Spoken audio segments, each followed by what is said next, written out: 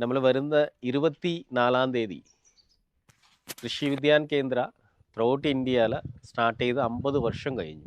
അതുപോലെ തന്നെ ഇടുക്കി ജില്ലയിൽ നമുക്ക് സാന്തമ്പാറയിൽ കൃഷി വിജ്ഞാൻ കേന്ദ്ര തുടങ്ങിയിട്ട് 30 വർഷം കഴിഞ്ഞു.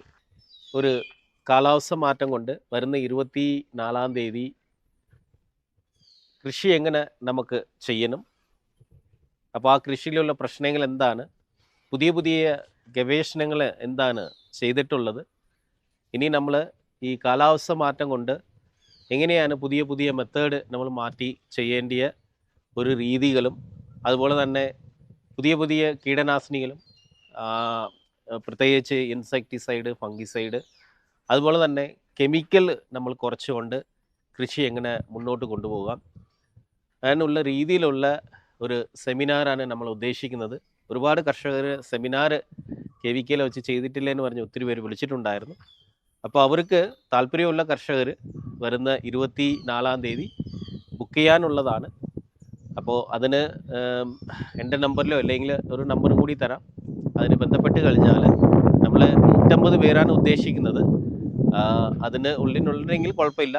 മാക്സിമം 200 പേര് വരെ നമുക്ക് രജിസ്ട്രേഷന് അലോ ചെയ്യുന്നുണ്ട്. മറ്റ് പ്രൊസീജിയർ എങ്ങനെയാണ്? പ്രൊസീജിയർ എന്ന് പറഞ്ഞാൽ നമ്മളിപ്പോൾ തിങ്കളാഴ്ച, അതായത് 24-ാം തീയതി എന്ന് പറയുമ്പോൾ മാർച്ച് 24, 2025 തിങ്കളാഴ്ച രാവിലെ 10 മണിക്കാണ് രജിസ്ട്രേഷൻ. ഓക്കെ.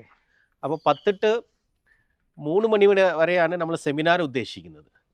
അപ്പോൾ ആ 3 മണിയിൽ നമ്മൾ രാവിലെ ഈ മണ്ണെടുക്കുന്ന രീതി, പിന്നെ ഈ pH ലെവൽ എങ്ങനെ നമുക്ക് കർഷകൻ്റെ ഫീൽഡിൽ തന്നെ എങ്ങനെ കറക്റ്റ് ചെയ്യാം, പിന്നെ വളപ്രയോഗം എന്തൊക്കെയാണ് ചെയ്യേണ്ടത്, ഈൽഡ് നമുക്ക് എങ്ങനെ കൂട്ടാനുള്ള മാർഗ്ഗങ്ങൾ എന്താണ്, അതിന് ഇന്നോവേറ്റീവ് ആയിട്ടുള്ള ഇപ്പോൾ സസ്പെൻഷൻ ഫെർട്ടിലൈസേഴ്സ് പോലുള്ള പുതിയ ഫെർട്ടിലൈസേഴ്സ് എന്താണ് ലഭ്യമായിട്ടുള്ളത്.